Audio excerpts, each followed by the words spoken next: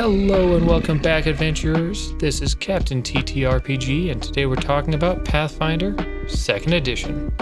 Welcome back, adventurers. Today we are back with our final episode of our multi-class archetype ranking. Last time we had multiple Ds come in, which is unfortunate. Let's see where things land today. But before we do, let's go ahead and cover our criteria one last time. I know we've done it every time, but I'll try to be mercifully quick if I can be. An S, this is an archetype that is easily applicable to all classes and builds, pretty much all classes and builds, providing anyone benefits. Gains the majority of the power of the class, or at least some of its key features. It's usually so good that it should be updated probably to remove some of the power because it's just too mechanically strong of an archetype. This should be really rare if it comes up. I know it did already come up if you've watched one of my other videos, but we shouldn't see it very often. A, this is an archetype that is capable for being slotted into many classes, though it won't work for all of them. Offers up a decent amount of the power of the class, but not giving it all away. For a caster, it has to go beyond just the spellcasting benefits, which are great, but it needs to be more than that to really amp it up. And there are multiple solid feats available at early levels for the archetype to take, so you don't have to rely just on features, but then again, if there's enough features, maybe this won't matter too much. For B, it has to fit a fair number of classes and builds, but usually not even half of them. It's just, hey, there are some good choices here. It has to offer solid benefits for specific builds, or just simple versatility without pushing versatility into the higher level of cohesion. And for a full caster, it doesn't have to do much more than just give you the full casting benefits, which are solid on their own.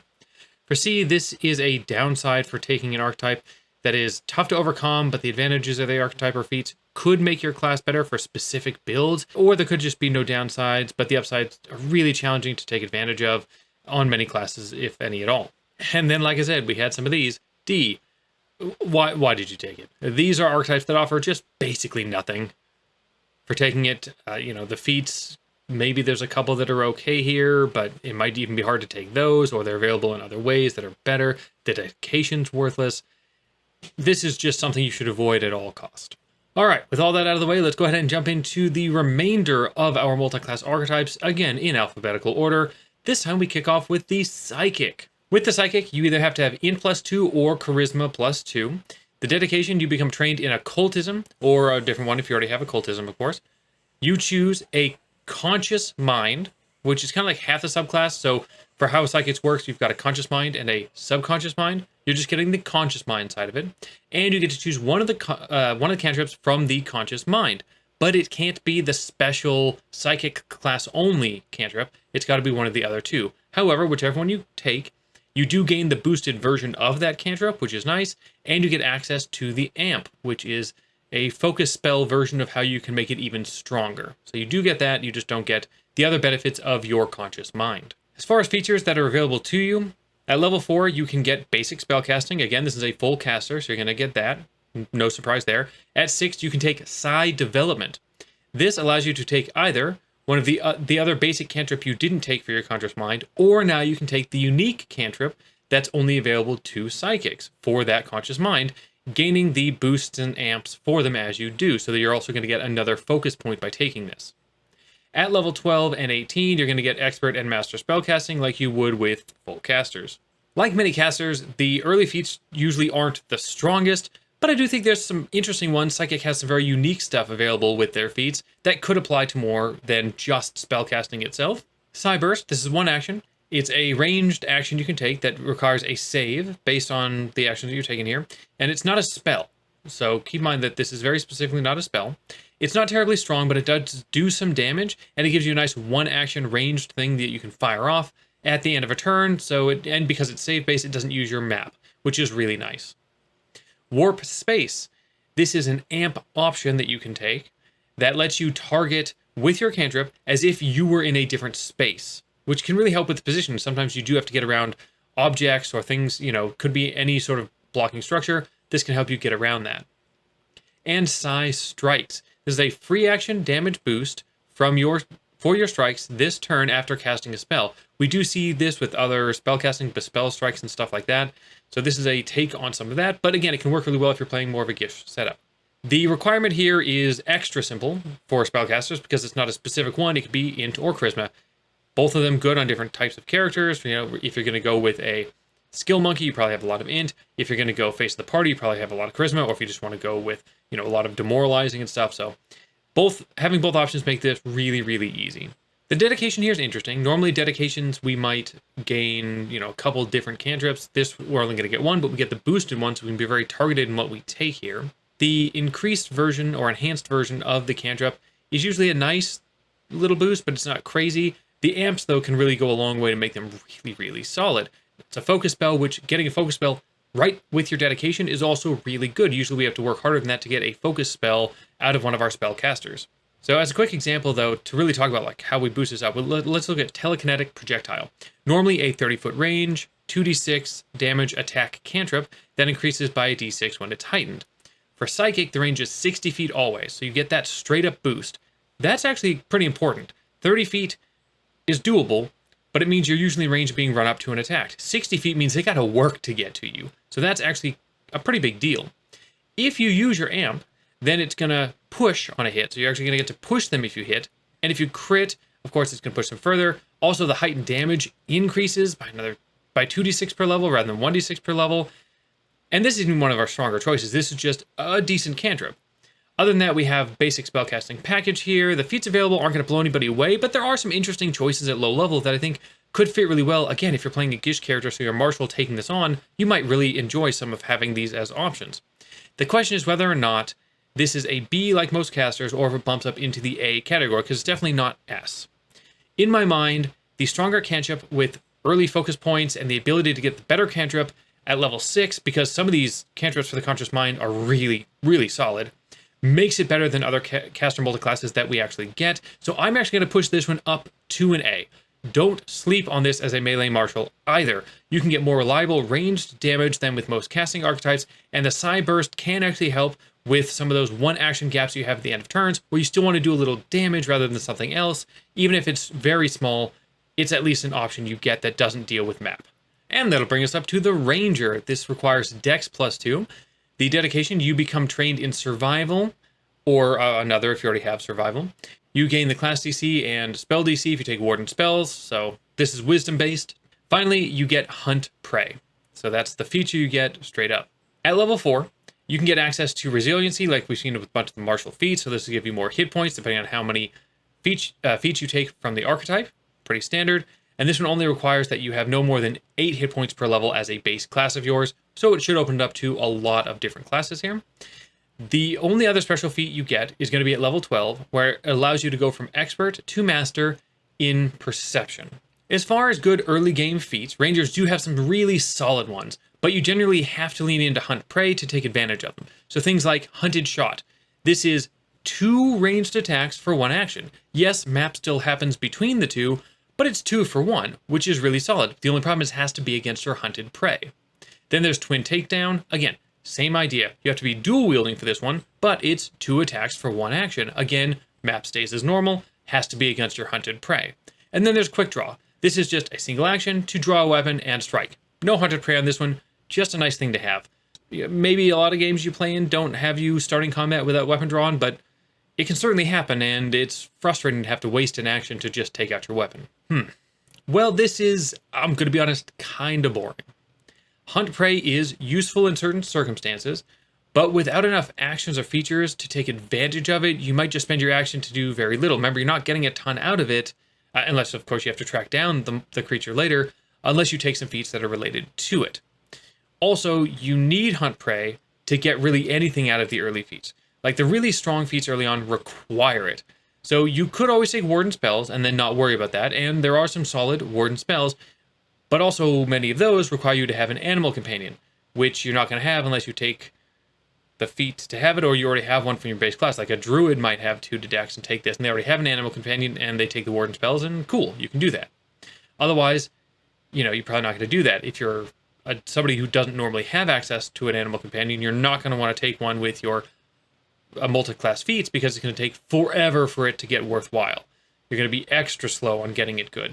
Now, this is a very easy one to take. +2 to dex is common enough. We see most builds want to take at least some dex because you're AC, unless you're going to wear heavy armor. Why it doesn't have the option to be either dex +2 or strength +2 because the base class would offer that, I have no idea. But hey, here we are. So tracking down creatures can come into play in some campaigns, and if you really want to lean into Hunt Prey and the action that takes, this can offer some interesting stuff, but overall, I just don't think it's very exciting. I don't think it's very strong in what it offers for its special features, so I'm going to have to go with a C on this one. At least it did better than Fighter and Monk. And we're up to the Rogue. With Dex +2 as the requirement, the dedication is going to make you trained in Stealth or Thievery, or another if you're trained in both those already, and another if you're choosing. So you're just getting some extra trained proficiencies here, which is nice. Then you get a skill feat, any that you meet your prereqs for at this point. So you've got a bunch of skills you already learned at level 1, now you're getting these with dedication. Great, any skill feat, take it. And you gain the Rogue Surprise Attack feature, which is any enemy that hasn't gone yet is off guard to you. So first round of combat stuff, right? But that is nice. At level 4, you can get access to Sneak Attack. Now, it's a very minor Sneak Attack. It's a D4 instead of D6, and it doesn't increase in the number of dice for free as you level up. So just keep in mind you are getting a little more damage from this, but it's not a crazy amount. At level 8, you get access to Skill Mastery.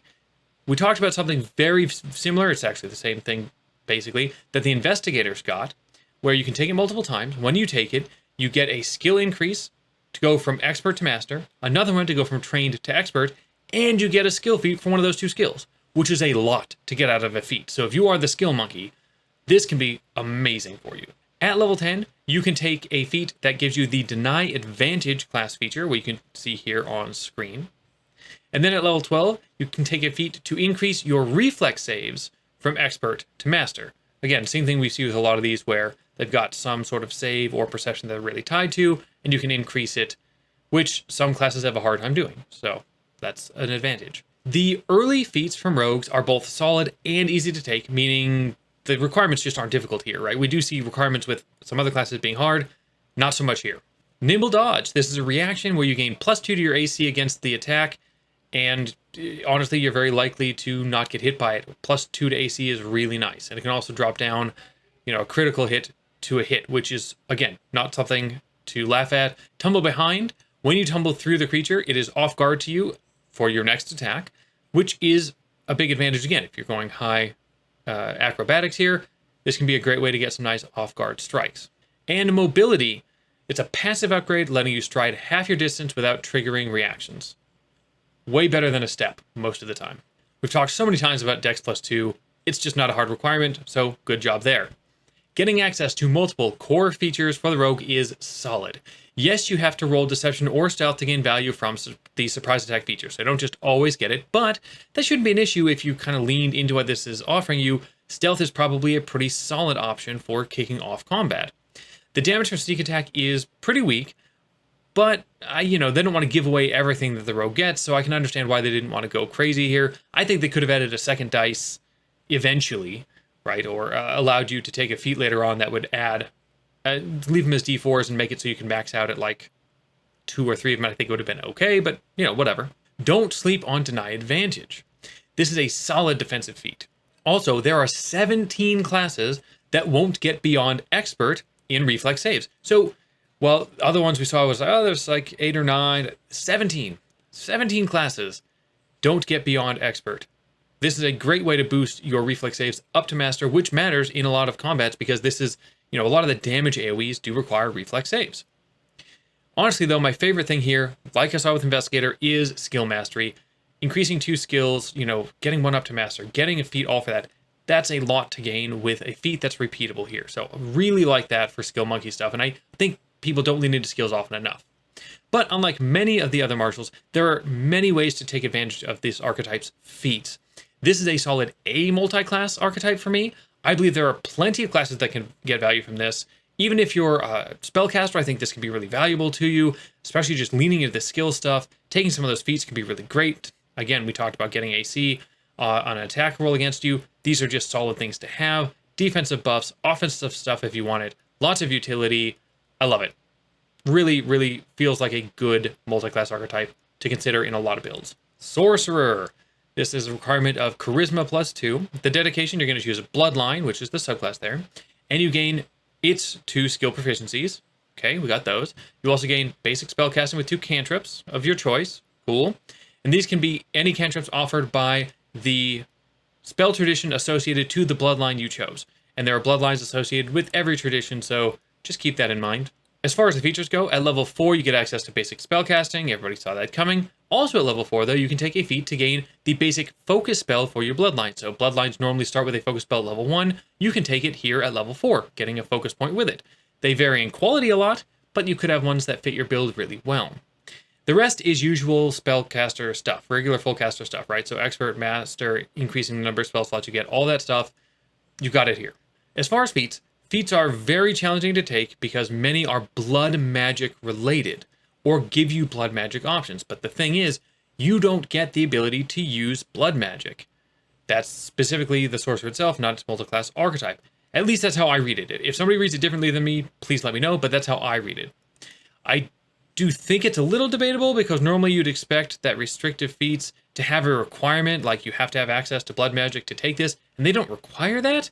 So maybe that just wasn't included. I don't know. I'm going to assume we can't take them. So I'm not going to talk about them here, but if you can take them, it does offer something a little bit different. There are, of course, the usual caster things here, like access to a familiar, spell shapes, all of that. I'm not going to talk about those because pretty much all the full casters have them. Instead, we'll talk about a couple things I do want to call out that are level 4 feats. So still fairly early, but a little later. Divine Evolution. You get an extra spell slot per day of your highest level, but it can only be used to use either harm or heal spell. This does require you to have a divine bloodline, but it's actually pretty solid. Heal is an incredible spell in the system. Primal Evolution, similar, but now the spells you choose from are either summon animal or summon plant or fungus. Same idea, highest level spell slot, but has to be used for that. And Bespell Strikes. Not unique at all, but this is for Gishes, right? It lets you add damage to your strikes at the same turn if you cast a non-cantrip spell first, and this honestly has some good potential to it. This itself is a free action to use, and if you're up next to a creature and you cast something, you might just want to go ahead and swing away, adding a little more on top. Again, as I've talked about many times, Charisma +2 is not terribly hard to meet, not as easy as having that or Int, but still pretty easy here, so no worries. And as usual, we have a solid spellcasting base setup going on, so it's already at least a B. I like the ability to take any spell tradition and focus on a subclass in order to get specific focus spell. This does allow you to choose a focus spell that really fits your character design. Beyond that, it's really just mostly standard, caster fare. The feats hurt though. Not getting access to blood magic makes sense, but makes taking good feats really challenging for this class specifically. You may not care as much as you can fill up with just spellcasting early on. You may not even need to take anything, but at some point you're going to have to take a level 1 or level 2 sorcerer feat if you want to get anything beyond, and I just don't think they're amazing.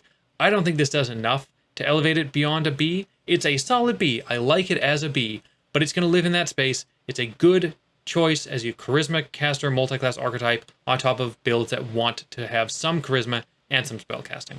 And that brings us to the summoner. Also charisma +2. Dedication here. You gain an Eidolon. You gain its trained skills. You gain the activity Manifest Eidolon, because or else you wouldn't be able to bring it about, because that's how you summon it. You can't take any feats with the tandem trait on them, and you don't get the Act Together ability that you normally get with the class. This also means you can't take separate exploration activities. You gain no spellcasting. Interesting for a spellcaster, but you get nothing. And your Eidolon is weaker than usual, where anything it would normally have as an 18 or a +4 or above is reduced down to a +3 at most. It doesn't get its initial ability either. At level 4, you get access to a feat granting the initial ability for your Eidolon, which is kind of what they're built around, so you will get that at level 4 if you want to take it. At level 6, you can take the bounded basic spellcasting, which this is, what you get from these bounded casters. We saw this with Magus and a couple others. At level 12, you can take a feat to improve your Eidolon to having expert strikes and expert unarmored defense. It also gains weapon specialization if you have weapon specialization. And at level 12 and 18, you can get access to expert and master spellcasting, respectively, just like we see with other casters. Remember, it is the bounded caster version, though, so you're only going to have a couple of ranks of spells at a time. And finally, at level 14, you gain 1 evolution feat from a curated list for your Eidolon. There's 4 you can choose from. These are very helpful to your Eidolon, though. As far as feats go, the early summoner feats are almost all about messing with your Eidolon, right? Improving it in different ways. Advanced weaponry means you can get one of your Eidolon's attacks to have several different weapon traits on it, which can be really nice. You've got Energy Heart. This is one of the Eidolon's attacks changes to doing energy damage type instead of choosing your basic, slashing, bludgeoning, and piercing. And finally, Defend Summoner, an Eidolon action that gives the Summoner an AC boost, but you have to be right next to each other, basically, right? You have to be within reach of your Eidolon, and then you get an AC boost from your Eidolon. Once again, Charisma, easy, not a worry. The rest of this dedication, though, is interesting. You get access to an Eidolon, which is both good and bad. For the class, it's always good. As a class, Summoner is very cool, and the Eidolon is really solid. Here, the Eidolon is not so good. Given the inability to act together, you're going to be splitting actions in a different way with it than you would with the normal class. Already, that's going to be a bit challenging. Then, your Eidolon has lowered attributes, at least a bit, and it won't gain proficiencies it relies on until much later. This importantly means that it will be critically hit far more often than it normally would be, because you don't get expert and unarmored until much later than you should normally have to get it.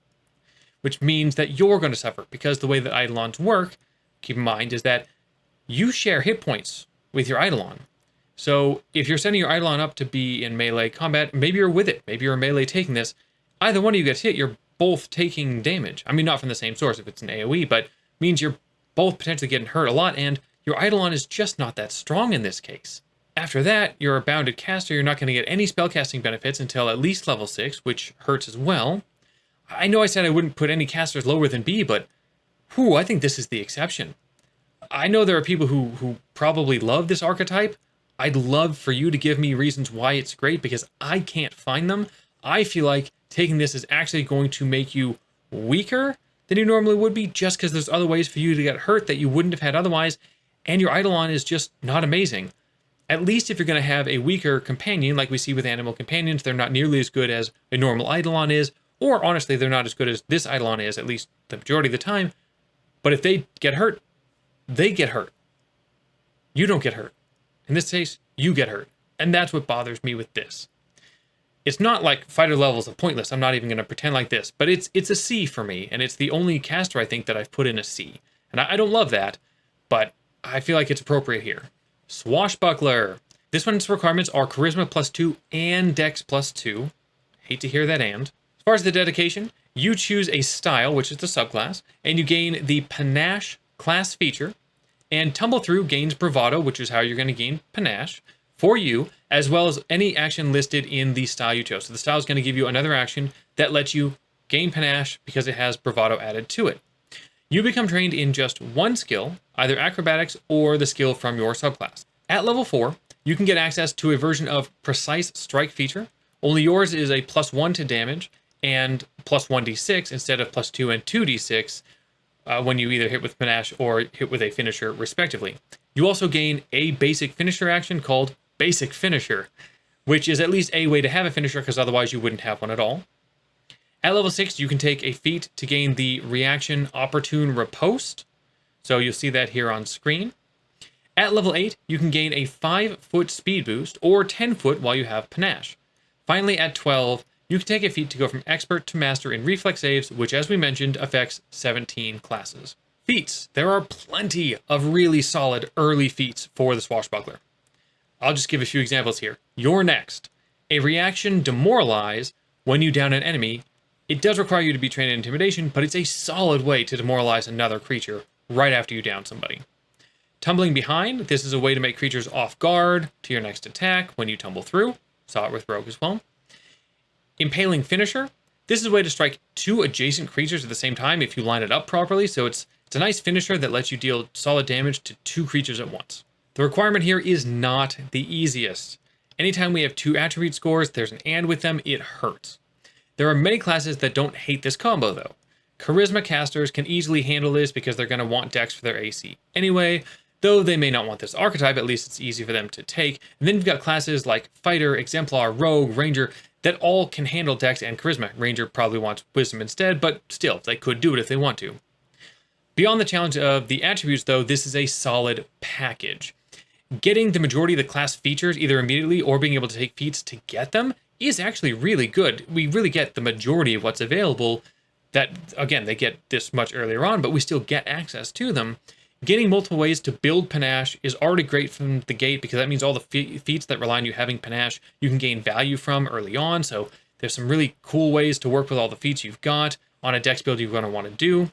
This is going to feel like a solid addition on any melee dex kit, and you won't be upset to grab most of the feats here or most of the class feats themselves. You're spoiled for choice, honestly. The requirements make me hesitate to do this, and I should have done this with a champion, and I didn't, so I kind of need to put out some, update to that. Consider this me letting you know that champion should have been an A, because this is also getting an A. Despite the requirement, I think what's offered here is worth it and very solid. I know I've tended to underrank in the past. I'm trying not to do that here, but I also don't think it's overranking to call this an A. Thaumaturge. Charisma +2, dedication. You get an implement, but you don't get to use its abilities. You simply have it. Instead, it does allow you to use something called Glimpse Vulnerability. You essentially choose an enemy to have a weakness 2 to your weapon and unarmed strikes until you use this on somebody else. You also get Esoterica that you can use with Esoterica feats, so you just get a handful of Esoterica. You also become trained in one magic-related knowledge skill, right? So think Arcana, Nature, etc. At level 6, you get access to the Initiate benefit from your implement, and it works against the target of Glimpse Vulnerability.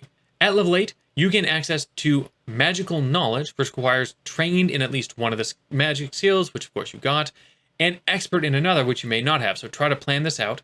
But then they go from Expert to Master and Trained to Expert, like we saw with Rogues and Investigators, and then you get a skill feat for one of them.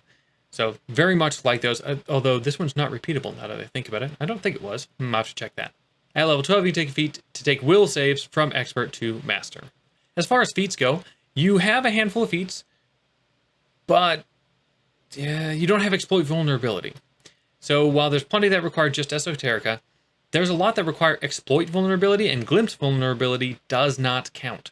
So we're left with some interesting feats, but not the full set. Ammunition Thaumaturgy lets you reload with a hand that you're using to hold your implement. So normally it'd be hard, you implement in one hand, gun in another. You can do it with this feat. Scroll Thaumaturgy, you can use scrolls of any magical tradition. Don't undersell that one. I'm trying not to here. That's really good. Instructive Strike, you strike and recall knowledge for one action. A nice way to gain some knowledge while you're already dealing damage. Again, simple requirement, just Charisma +2. Nice. Dedication, it's fine. You're not getting the initiative benefit right away, which makes sense because that might feel a little too strong, but at least it's offered to you. I wish it had been offered at level 4. I don't feel like that would have been crazy, but at least it's offered by level 6. The implements and even the initiate benefits are very, very solid depending on what your build is and what you're trying to do. Having so many options, 9 options for this, means you'll find something that really fits you. There are just good, solid, all-around implements like the amulet or the bell, or the mirror, the weapon, as long as you're going to go with one-handed type. So just keep in mind, like they aren't specific to build. You can just take generally good implements. Magical Knowledge is, just like what we saw from Rogues Investigators, a solid feat. Getting to upgrade 2 skills and get a skill feat. Good. And given the value of Recall Knowledge to this archetype, it's also just worth using a lot. You're going to want to upgrade these skills because this is what you're good at. The Will Saves boost is only valuable on 5 classes, so that is almost never going to come up. You can pretty much discount it here. As for the feats, there are some good ones, but you're locked out of so many good ones by not having Exploit Vulnerability that it does hurt it quite a bit. Then we get to the crux of the big issue for me. You are going to have a hard time using this if you can't afford a free hand to hold your implements or Esoterica. This locks off any build that requires dual wielding, or a two-hander, or sword and board. It's a challenge, unless of course your weapon is your implement, in which case you're fine, but anything else and you're kind of locked up. Then there's your Thaumaturge DC. It matters to at least some of the implements, and it never gets increased. There are negatives that want me to give this a C, but then it's got some nice advantages that could be offered up to casters or even marshals that lean toward an A because some of the implements are so good. But in the end, I think it's a B. If you use the implement and you know how you're gonna use it on your build, this can really take and elevate a character nicely. Just be careful of all the drawbacks that do come with how you have to build yourself out with this multi-class archetype. All right, only 2 left. We've got the Witch. This has a requirement of int +2. The dedication is you choose a patron and get a familiar and 2 cantrips based on the patron that you choose. and the related spell tradition from that patron. Your familiar just gets the number of abilities a normal familiar gets. That's not a bad thing, but it's not the level of a witch familiar. You then get basic spell casting, attacks and DCs and all that good stuff from a full caster. As far as the features go, you get everything else that you can take with basic casting upgrades from full casters. And that's it. So, basic spell casting, increased spell slots, expert master, all that. But there's no other special features here. Feats. So many of the early game feats are standard caster feats, which aren't going to feel amazing. I mean, they're not all, it's a mix of good and bad, but there's nothing terribly special. However, there are a couple things that actually are kind of more helpful if you're leaning more martial. So Witch's Armaments. This is some interesting unarmed strike options, which you might want to have as backup tools. If you want to bite somebody while you're locked up in something, you drop a weapon, whatever. There's some things here that are interesting. Basic Lesson. This is a feat you take, like a normal witch feat you take, that gives you access to a focus spell tied to what you chose for your subclass, and it gives you a familiar improvement. Then your Ceremonial Knife is an option here. This is a wand where you choose the spell each day, which is pretty cool. Int, again, nice, easy requirement, just int +2. It's one mental stat. You can probably fit it on a lot of builds. And given the way this plays nicely with near marshals, we've got so many int-based near marshals, this is probably really easy to fit on them because it's just a natural combo. The casting is good. Just like always, it's good casting. The familiar for free is a solid bonus.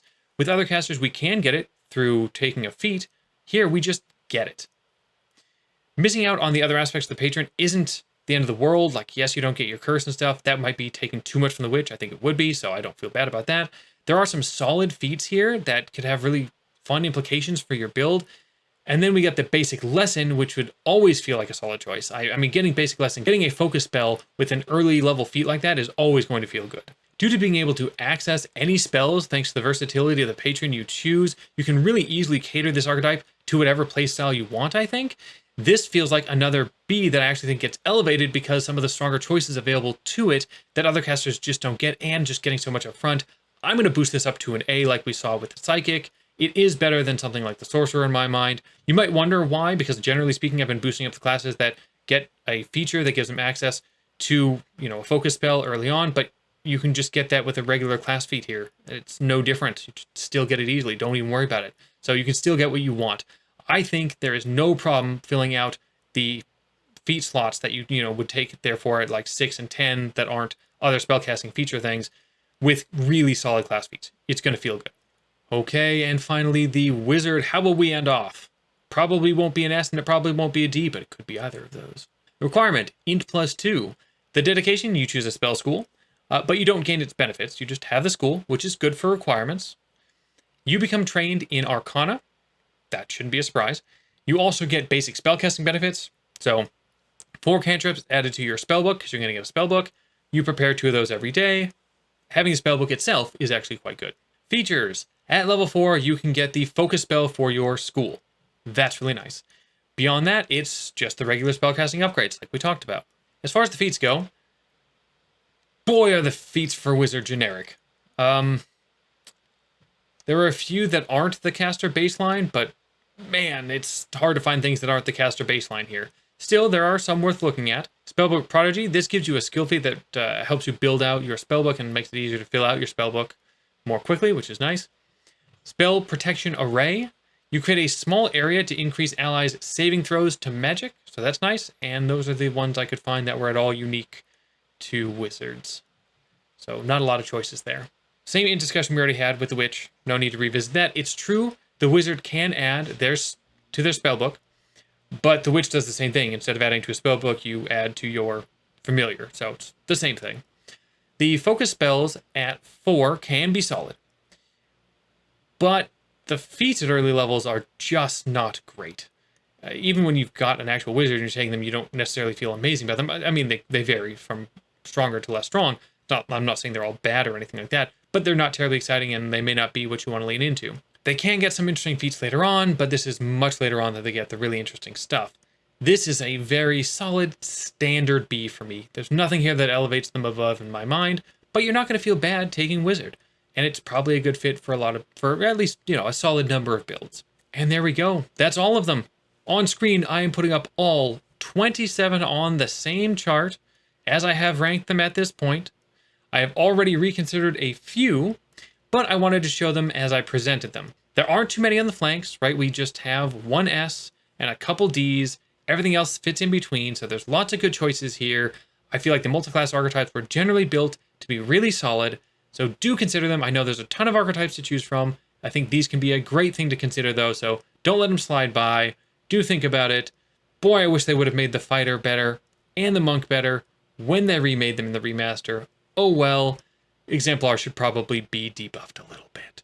Now, having taken a look at all of them, I hope you can think about what multi-class archetype you want to add onto your Nox build, and as always, adventure on.